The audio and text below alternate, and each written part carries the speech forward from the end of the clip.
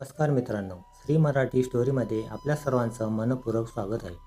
न कळत जुळले प्रेम भाग 16. नंतर खूप प्रयत्नाने तिच्या तोंडून फक्त 2च शब्द बाहेर पडतात आणि तेही हलकेच नजर वर करून त्याच्या डोळ्यात बघून बोलते, लिव्ह मी प्लीज. एवढे बोलून तिच्या डोळ्यात हलकेच पाणी जमा होते. तिच्या डोळ्यातील पाणी बघून अभि चपापलाच. त्याने चटकन तिच्या भोवतीचा त्याच्या हाताचा विळखा काढत तिला जाण्याकरता वाट मोकळी करून दिली.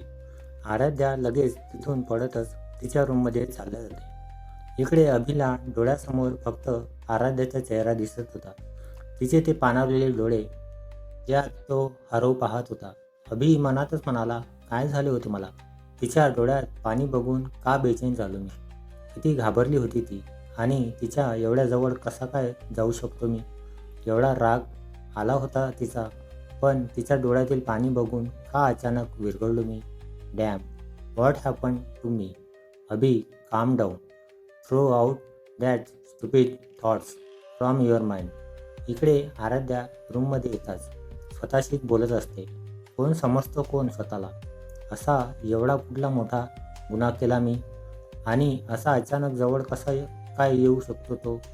अरे, मुलीसोबत वागण्याची काही पद्धत असते. He didn't have any manners. कुचका फुटला. बघत तर असा होता जशी काही त्याची खूप मोठी वस्तू चोरली आहे मी. आता हिला कोण सांगणार की त्याच्या जवळची सर्वात अनमोल वस्तू चोरली आहेस तू?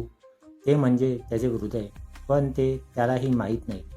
इकडे घरी आल्या आल्या आदित्य तडक अभिच्या रूममध्ये जातो. आदित्य भाई भाई आवाज देतच आत येतो. अभि पण त्याला बघताच मिठी मारतो. House you Adi? आदित्य म्हणाला, आय एम फाईन भाई, I miss you so much. पाणावलेल्या डोळ्यांनी बोलतो तो. अभि म्हणाला, I also miss you so much. त्याच्याही डोळ्यात पाणी होतं. खूप दिवसांनी त्याने त्याच्या आदित्यला असं मिठीत घेतलं होतं. हलकेच त्याच्या पाठीवर थोपटत त्याचा सहवास अनुभवत होता तो. मग दोघेही खाली लिव्हिंग रूममध्ये येतात. सुबोधराव अभिला मिठी घेत पाठीवर प्रेमाने थोपटत असतात. शीतलताई तर दुरूनच सासू नयनांनी त्याला मन भरून बघत होत्या. त्याने शीतलताईंकडे बघताच शीतलताईंनी जवळ येत त्याच्या चेहऱ्यावरून मायेने हात फिरवला. त्यानेही त्यांचा हात चेहऱ्याभोवती घट्ट पकडून ठेवला होता. दोघांचाही डोळ्यातून अश्रू थांबायचे नाव घेत नव्हते. खूप दिवसांचा विरह होता तो. आईच्या मायेचा आसुसलेला तो, आणि मुलाच्या प्रेमासाठी धडपडणाऱ्या त्या. अभिने तर आपल्या आईला असं मिठीत कैद केलं की ती कधीच त्याच्यापासून दूर जाणार नाही. दोघांच्याही चेहऱ्यावर समाधान दिसत होते. आज खूप दिवसांनी दोघेही मनमोकळे रडलेही आणि हसलेही. इकडे इमोशनल झालेल्या त्यांना वरतून बघत आराध्यालाही भरून आले. तेवढ्यात सुबोधरावांचे लक्ष वर उभ्या असलेल्या आराध्याकडे गेले. सुबोधराव म्हणाले, आराध्या, काय करतेस तिथे? ये खाली, तुझी ओळख करून देतो ये. आराध्या खाली आली तसं सुबोधरावांनी तिला जवळ घेतले. सुबोधराव म्हणाले, अभि, ही आराध्या आहे. सुबोधराव एवढे बोलताच ती त्यांच्याकडे रागात बघते. तसे सुबोधराव तिला बोलतात, अगं त्यात काय, आपलाच आहे ना तो. तरी तुला नसेल आवडले तर परत एकदा तुझी ओळख करून देतो. बरं अभि, ही माझी मुलगी आराध्या पाटील. अभिकडे बघत. आणि आराध्या, हा माझा मुलगा अभि. तेवढ्यात अभि बोलतो, अभि नाही, अभिषेक सोनार. तूही ठसक्यातच बोलतो. राग हो राग. त्याला आराध्या म्हणून ओळख न करून देता आराध्या पाटील म्हणून करून दिली ना, म्हणून, बाकी काही नाही. शीतलताई म्हणाली, आता इथेच बोलत बसणार आहात का? चला जेवायला. अभि, सर्व तुझ्या आवडीचे केले आहे, चल. शीतलताई अभिचा हात धरतच त्याला टेबलवर बसवतात. थोड्या वेळाने रेखा, शीतलताई आणि आराध्या डायनिंग टेबलवर डिशेस अरेंज करतात. त्या सर्व डिशेस बघून अभि बोलतो, आई, तुला माहीत आहे ना की मी हे असे खात नाही. थोड्या वैतागलेल्या चेहऱ्याने शीतलताईकडे बघत बोलतो. शीतलताई नाराज होतात. कारण एवढे प्रेमाने ते त्यांनी फक्त त्याच्या आवडीनिवडी लक्षात घेऊन बनवलेले असते. त्यांचा चेहरा बघून अभि हलकच हसतो आणि बोलतो, अगं म्हणजे मला तू तुझ्या हाताने भरवले तरच आवडते. तसा शीतलताईचा चेहराच खुलतो. त्या अभिला त्यांच्या हाताने भरवत असतात. खूप दिवसांनी त्यांच्या हाताने खाऊन मन भरून आले होते त्याचे. थोड्या वेळाने अभि म्हणाला, आई, खीर खूपच छान झाली आहे. अशी खीर अजूनपर्यंत तरी खाल्ली नाही मी. तुझ्या हातची खीर खूपदा खाल्ली आहे, पण इतकी चविष्ट आज पहिल्यांदाच खात आहे. I really like it. शीतलताई म्हणाली, अरे हो, शुगर फ्री आहे बरं का ती. पण आज खीर मी नाही बनवली आहे, ती आराध्याने बनवली आहे. रादर आजचा सर्वच मेनू तिनेच केला आहे. अभि संपूर्ण आराध्याकडे बघतो. ती नजर खाली घालून जेवत असते. अभि मनातच म्हणाला, कुकिंग पण किती छान जमते हिला.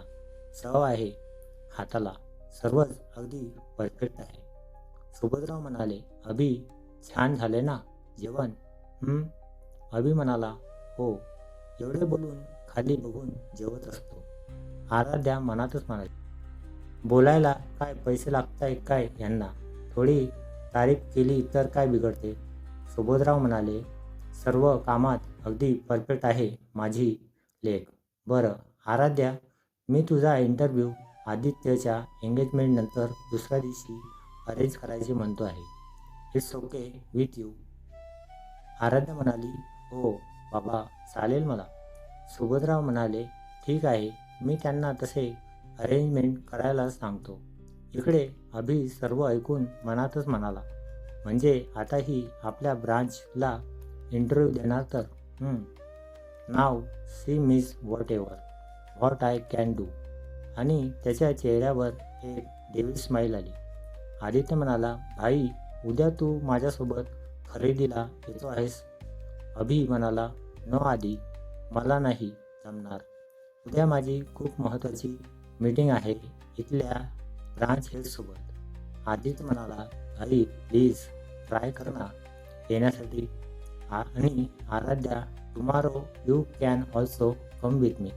रियाला केलीस ना हेल्प, सो आता मला पण करायची. आणि तिने काय घेतलंय हे फक्त तुलाच माहीत आहे. अभि म्हणाला, I can try but not so sure. आराध्य म्हणाली, कोणी येवो अगर ना येवो, आपण नक्की जाणार आद्या. एक तिरपा कटाक्ष अभिकडे टाकत बोलते. नेक्स्ट डे सर्वजण शॉपिंगसाठी जातात, अभि सोडून. पहिले मेन्स सेक्शनमध्ये जाऊन ते अजितची खरेदी करतात. कारण अभि आल्याशिवाय मी शॉपिंग करणार नाही असे आदित्यने बजावून सांगितले असते. आणि त्याने तसा मॅसेजही केला होता अभिला. सो आता त्यालाही थोडा का होईना वेळ त्याच्यासाठी काढावा लागणार होता. अभि येतो तोवर बाकीच्यांची शॉपिंग करायची ठरली होती, म्हणजेच अजित आणि आराध्याची. अजितची शॉपिंग झाली तशी आराध्या तिच्यासाठी काही आर्टिफिशियल ज्वेलरी सिलेक्ट करण्यासाठी साईडच्याच एका शॉपमध्ये गेली. तिथली खरेदी करून रिटर्न येतच होती की अचानक एक मुलगा तिच्यासमोर येऊन उभा ठाकला. आराध्या म्हणाली, अरे तू इथे? तो म्हणाला, हो अगं, आजोबांना बरं वाटत नाही आहे. आराध्या म्हणाली, का, काय झाले? तो म्हणाला, सारखी त्यांच्या मुलाची आठवण काढत आहे सध्या. त्यांना असे वाटत आहे की आता त्यांना कधीही काही होऊ शकते. सो त्यांच्यासाठीच थोडी शॉपिंग करतो आहे. निदान तेवढा तरी आनंद मिळेल त्यांना. आराध्या म्हणाली, ठीक आहे, मी असं करते, उद्याकडे येते मी तिथे. आजोबांना सांगू नकोस आणि काळजी घे तुझीही आणि त्यांचीही. बाय. एवढे बोलून आराध्याने त्याला मिठी मारली आणि त्याच्या गालाला हलकेच थोपटून ती तिथून निघाली.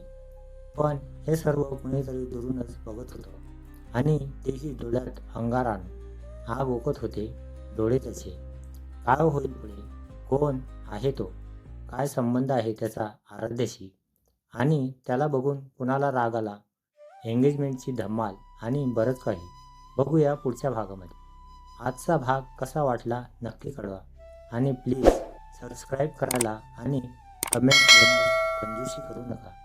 धन्यवाद.